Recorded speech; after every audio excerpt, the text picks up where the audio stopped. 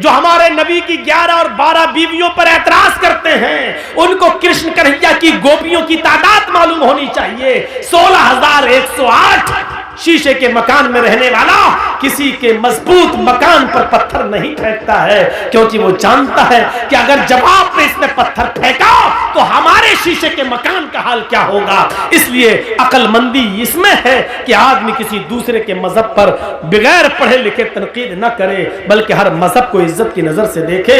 हम आपके मजहब की इज्जत करते हैं, लेकिन इस बात की इजाजत नहीं देते कि हमारे मजहब पर तनकीद हो। आप हमारे मजहब की इज्जत कीजिए और इस बात की इजाजत मत दीजिए कि हम आपके मजहब पर तनकीद करें। तनकीद करने का कोई हक नहीं है। मेरे भाइयों, जिस मजहब में जो अच्छाइयां हो वो ले लेना चाहिए। अच्छाई जहां से मिले वो हमारी खोई हुई अमानत है, उसे हमें ले लेना चाहिए। और बुराई जिस मजहब के अंदर भी हो, जिस धर्म के अंदर भी हो, उसको छोड़ देना चाहिए, चाहे वो किसी भी मजहब के अंदर पाई जा रही हो। मैं ये कह सकता हूं कि इस्लाम के अंदर कोई बुराई नहीं है, मुसलमानों में बुराइयों की कमी नहीं है। दोनों बातें अलग अलग हैं। फिर सुन लीजिए, इस्लाम में कोई बुराई नहीं है, लेकिन मुसलमानों में किसी बुराई की कमी नहीं है। एक साइंटिस्ट ने कहा था कि मैंने जब धर्मों का मुताला किया तो मुझे सबसे अच्छा धर्म इस्लाम लगा। जब मैंने मजहबों का मुताला किया, हिंदू धर्म, ईसाई धर्म, जैन धर्म, सिख धर्म, यहूदी मजहब, बुद्ध मजहब, इस्लाम धर्म, मैंने सारे मजहब की स्टडी की तो मुझे पढ़ने में सबसे अच्छा मजहब इस्लाम लगा। लेकिन जब मैंने दुनिया घूम कर देखा और हर मजहब के मानने वालों का जायजा लिया, मैंने यहूदियों की बस्ती में यहूदियों को देखा, ईसाइयों की बस्ती में ईसाइयों को देखा, जैनियों की बस्ती में जैनियों को देखा, और हिंदुओं की बस्ती में हिंदुओं को देखा, बुद्धिस्टों की बस्तियों में बुद्धिस्टों को देखा, मुसलमानों की बस्ती में और मोहल्ले में मुसलमानों को देखा। मैंने हर बस्ती में हर मजहब के मानने वालों का जायजा लिया तो मुझे दुनिया की बिगड़ी हुई बदमाश बदकमाश कौमों में सबसे ज्यादा बदतर और सबसे ज्यादा नालायक कौम मुसलमान नजर आई। हकीकत कड़वी मगर हक बजानिब उसने बात कही है। यह क्या बात है कि दूसरों की बुराई हमें सुनकर बड़ा मजा आता है। अगर हमारे अंदर भी कोई कमी है तो उसको सुनने की भी क्षमता हमारे अंदर होनी चाहिए। हम उस साइंटिस्ट की तारीफ करते हैं कि उसने हमारे मजहब को गलत नहीं कहा। हम उस साइंटिस्ट की तारीफ करते हैं कि कौमों का मुआयना करने के बाद सबसे ज्यादा कमी उसको अगर नजर आई तो मुसलमानों की नजर आई। उसने क्या कहा?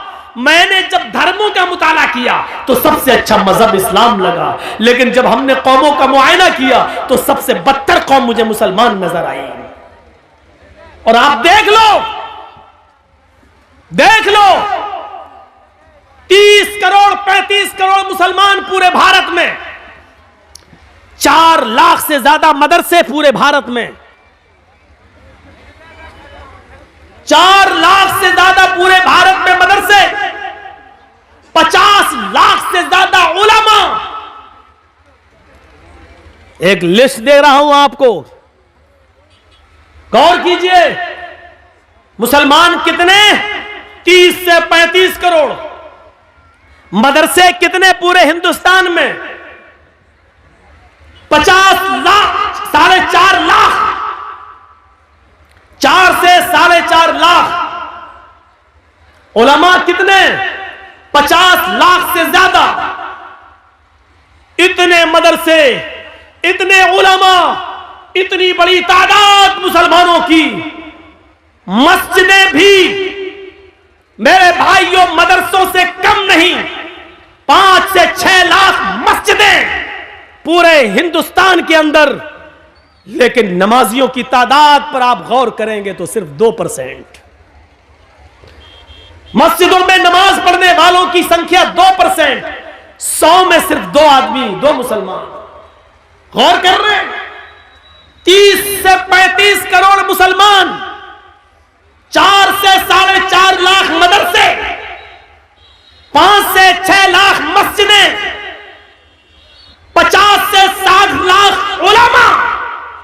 इतनी बड़ी तादाद के होने के बावजूद मस्जिदों में नमाज पढ़ने वालों का परसेंट 2%, जुमे में 5%, ईद और बकरीद रमजान में 10%। थोड़ा सा बढ़ जाते हैं ईद और बकरीद में ये तादाद बढ़ के 15 और 20%, ये 80% कहां गए? और पांचों वक्त होने वाली नमाज में 98% मुसलमान कहां? ये मुहासिबा कौन करेगा? ये हिसाब कौन करेगा?